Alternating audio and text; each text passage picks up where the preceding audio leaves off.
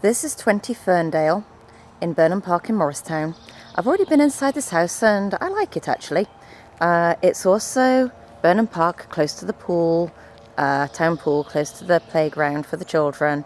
You do have to come up quite a hill, but the house itself is at the top of the hill. So kind of like that as well.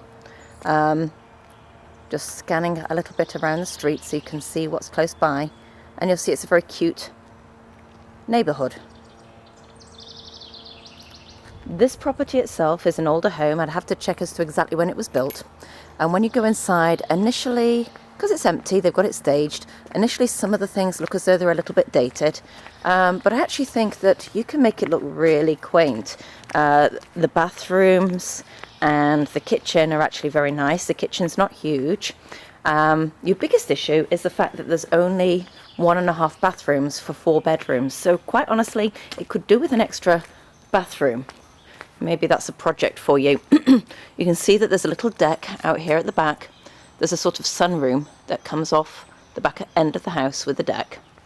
And there's also a little deck by the garage. You've got a nice turning point here, although it's such a quiet road. I'm not terribly worried about you reversing into this one. And here's your garden. You've got a shed as well. So separate garage. Not quite so convenient when it's snowing to have to go through the driveway. But heck, it's really not bad. We get a bit spoilt. Very attractive house. What I like about it is that it looks very well maintained. So from the outside, I can see one little thing there where actually they've fixed it. Can you see here, the gutter? I thought it had separated, but they've put in something to actually make sure that it continues to flow down. There's a gutter there that needs to be reconnected, and goodness knows what on earth they've done there, because that's unusual. The rest of the house looks in good condition. Going back toward my car, and we're going to go inside the house. You can tell you're not hearing any traffic noise because you're far enough away from the main road. And going up the steps into the front porch, which is covered. I'm going to just scan up and show you. It's got a light there as well. And this has a feeling almost of a Victorian sort of house. You can see you've got the radiators, which are covered. And this is the same throughout the house, but you've got your vestibule here. So your front door, little vestibule, and then another door into the main part of the house. It's a nice wide open hallway with the stairs going up. You'll notice that there's hardwood floors throughout. You have a formal sitting room with wood-burning fireplace to your left, and you have your dining room off to your right. You know what? I think I'm going to go through this way to begin with. So lots of windows. You'll also see lots of dark wood. You know what? I think I'd be very tempted to paint it white. It would give the house a cleaner feel, but it's also the style that it's in, and it's as I say, it's certainly a cute house. Nice light fitting there. Coming through into the kitchen, you'll see that the kitchen has been redone. You have stainless steel appliances, built-in oven. You'll also see it's not huge. So your island has got a gas cooktop set into it. Cupboards off to the left. And though it isn't a neat-in kitchen, that little sunroom that we saw at the back has been made into a breakfast room, and it's very accessible from the kitchen. And off this room, you have the half bath. You can see it's been updated. Newer vanity. I want to turn that light off actually because we've got the fan going. There we go. And by the way, in this little sunroom you have a skylight. Looks back through into the kitchen. That's your basement directly ahead. We'll do the basement afterward. And here's your refrigerator in this nice little nook here. More cupboards in the island. They look a pretty good quality. And by the way, this has been done so that it's like a little breakfast area, so you can put 2 chairs under there. Okay, coming back around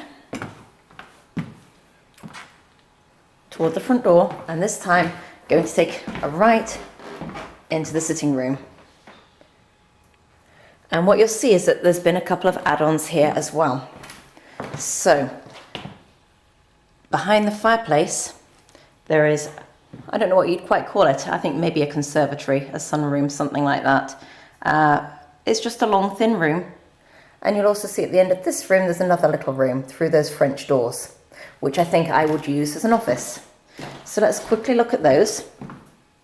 They are heated, you can see that. But it is also narrow. Possibly a playroom. You know, a playroom would be a nice thing to have, but you've got all these windows, there's lots and lots of light. But it would certainly mean that child is accessible, but you can hide all the toys. You can tell what's one of my priorities. Okay, and this little room here, I think it's tiny, but it would make a nice little office, particularly when somebody is having to supervise the baby.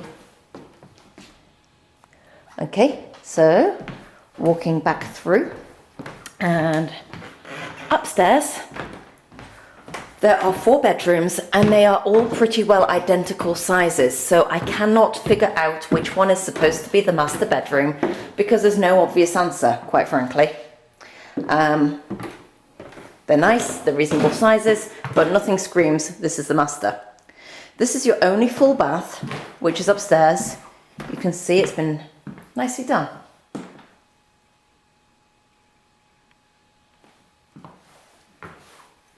It's a newer tub and shower and tile.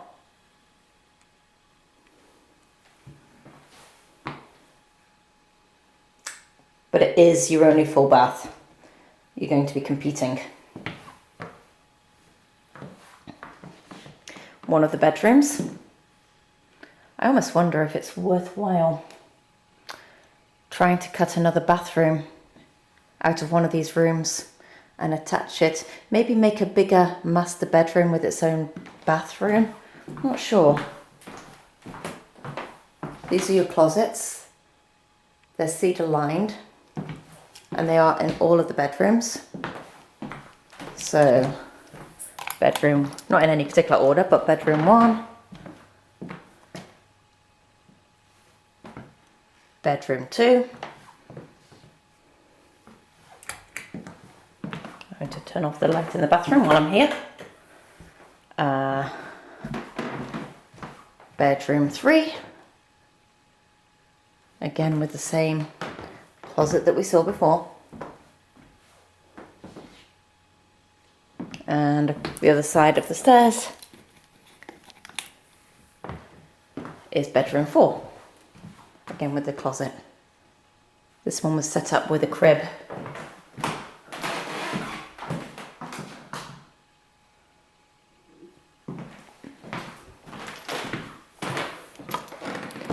Okay, so I think I've turned off most of the lights up here. Figure out how to turn off that one. And I'm going to head down to the basement. And I'm trying to do all this in one video showing, because then I don't have to stitch them together before I upload them.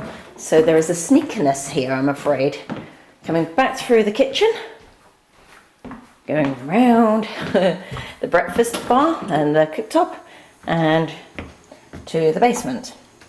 And what you'll see is that it is not finished.